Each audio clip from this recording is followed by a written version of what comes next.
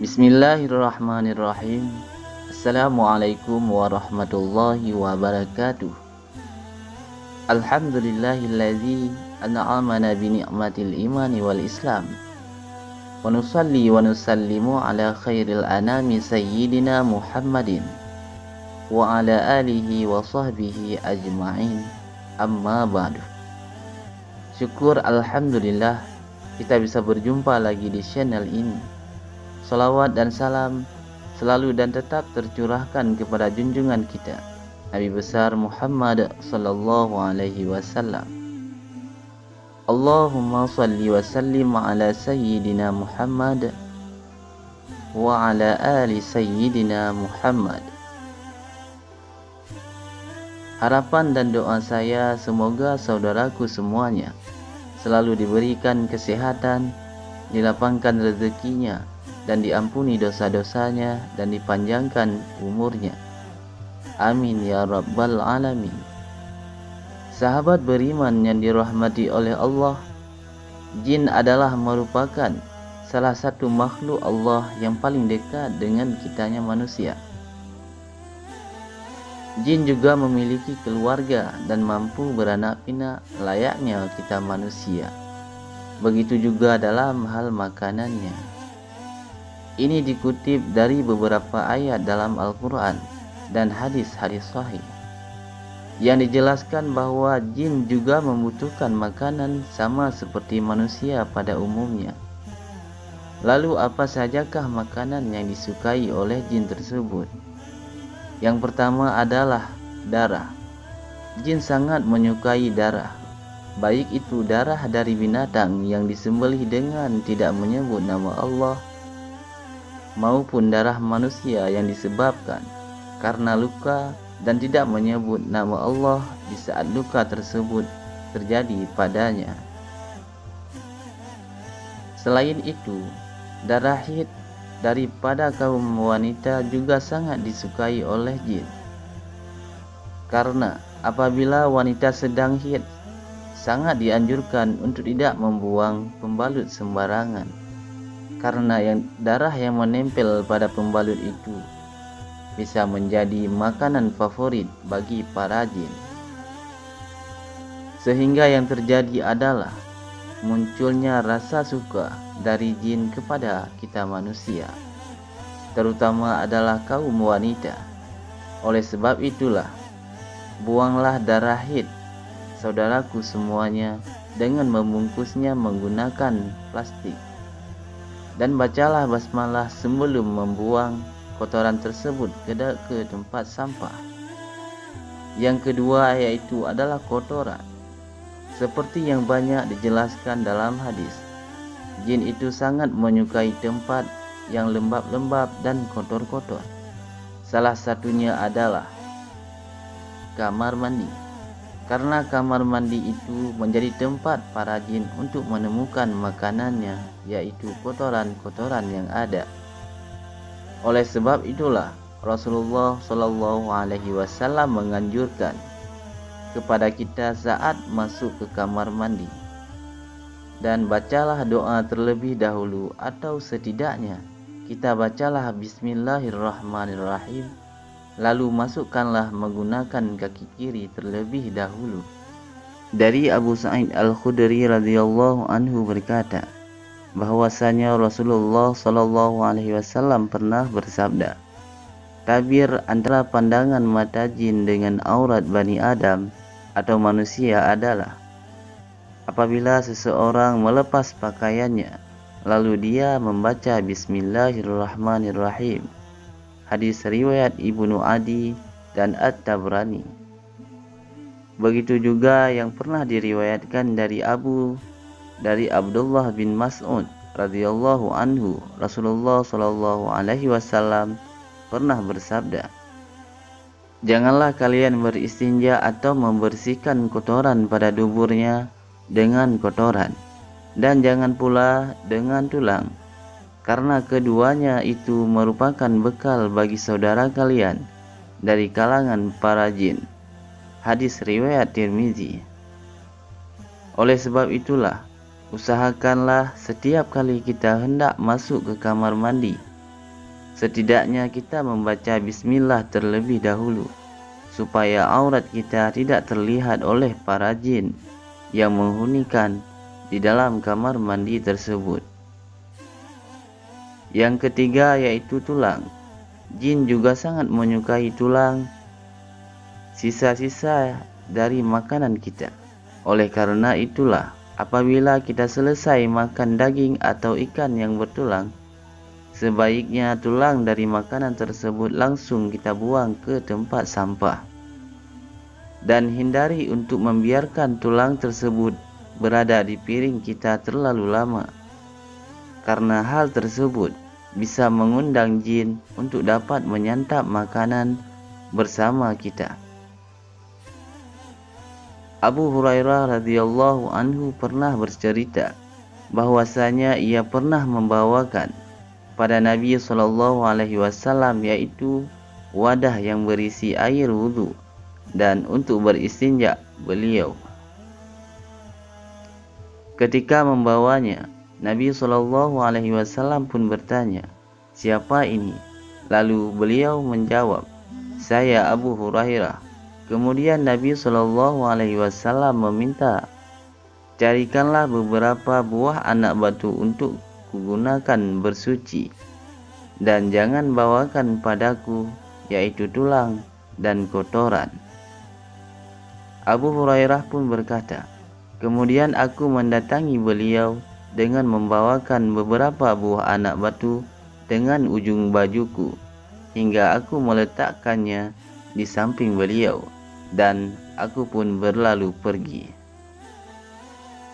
Kemudian beliau sesudah selesai buang hajatnya, aku pun menghampiri beliau dan bertanya, "Ada apa dengan tulang dan kotoran ya Rasulullah?"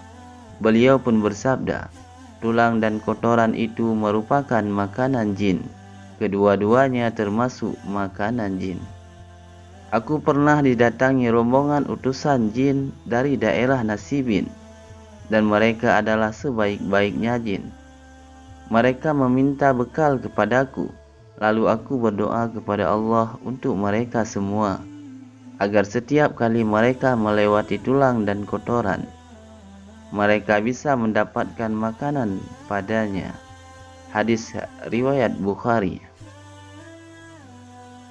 Yang keempat yaitu bangkai dan hewan yang disembelih tanpa menyebut nama Allah, karena indera manusia sangatlah sensitif terhadap bau bangkai. Bahkan bagi yang tidak tahan bisa membuatnya mual, bahkan tidak selera menjadi makanan. Namun anehnya, bangkai justru menjadi makanan favorit bagi para jin.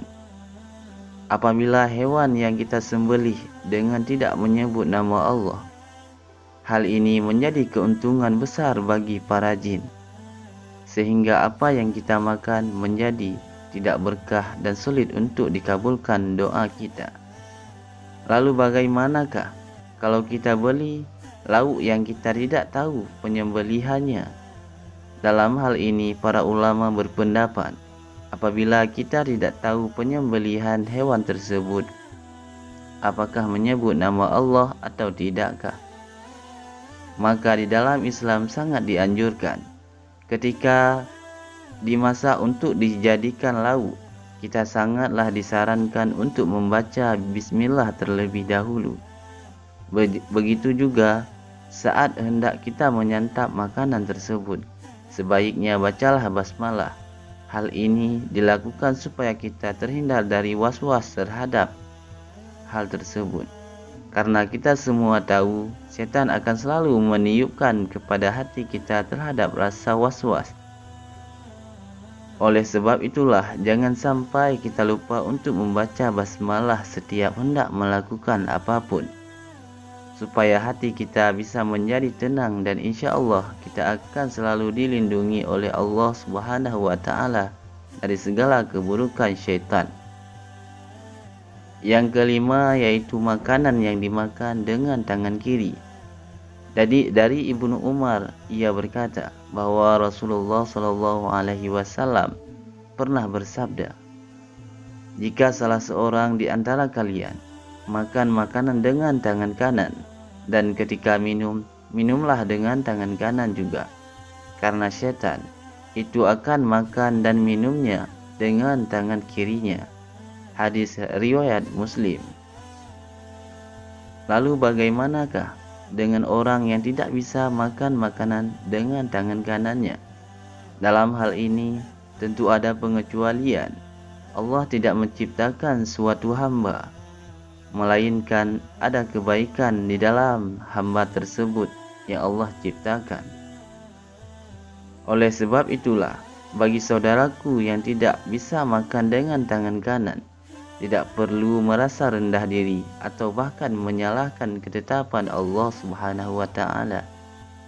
Dan insya Allah hadis tersebut kurang berlaku kepada saudaraku yang memang lebih aktif, ia menggunakan tangan kiri dibandingkan tangan kanannya. Yang keenam, makanan yang dimakan tidak menyebut nama Allah. Setiap makanan yang tidak disebutkan nama Allah saat hendak memakannya, ini bisa dikatakan sangat disukai oleh jin. Hal ini sebagaimana telah disebutkan dalam hadis Jabir bin Abdullah radhiyallahu anhu berkata, Rasulullah Shallallahu alaihi wasallam pun pernah bersabda, jika salah seorang di antara kalian memasuki rumah, lalu ia berzikir pada Allah ketika memasukinya dan ketika hendak kita memakan juga.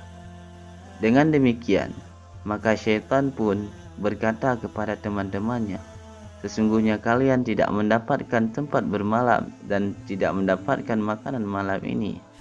Ketika seseorang memasuki rumah dan tidak berzikir kepada Allah, syaitan pun akan berkata kepada teman-temannya, akhirnya kalian bisa mendapatkan tempat bermalam.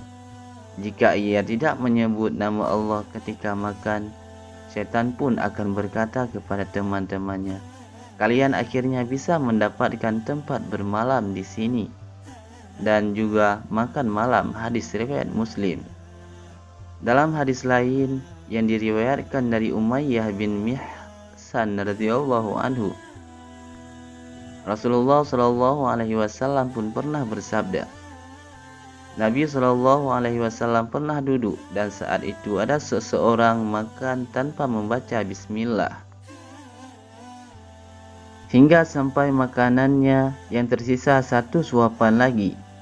Ketika ia mengangkat suapan tersebut ke mulutnya, ia mengucapkan bismillah awala wal akhirah, dengan nama Allah pada awal dan pada akhirnya.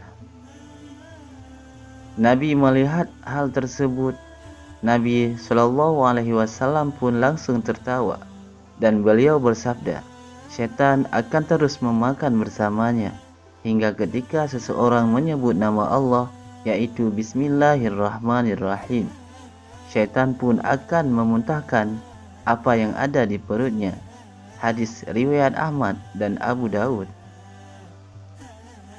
Sahabat beriman yang dirahmati oleh Allah Subhanahu wa Ta'ala, ayo mulai sekarang dan seterusnya biasakanlah diri kita sendiri untuk selalu membaca bismillah ketika hendak makan atau hendak melakukan aktivitas apapun. Semoga Allah Subhanahu wa Ta'ala mengampuni dosa-dosa kita dan kesalahan yang pernah kita kerjakan, baik sengaja maupun yang tanpa kita sengaja. Amin ya rabbal alamin. Wallahu a'lam bishawab. Hanya inilah yang dapat saya bagikan. Semoga bermanfaat untuk kita semua, dunia dan akhirat. Amin ya rabbal alamin. Assalamualaikum warahmatullahi wabarakatuh.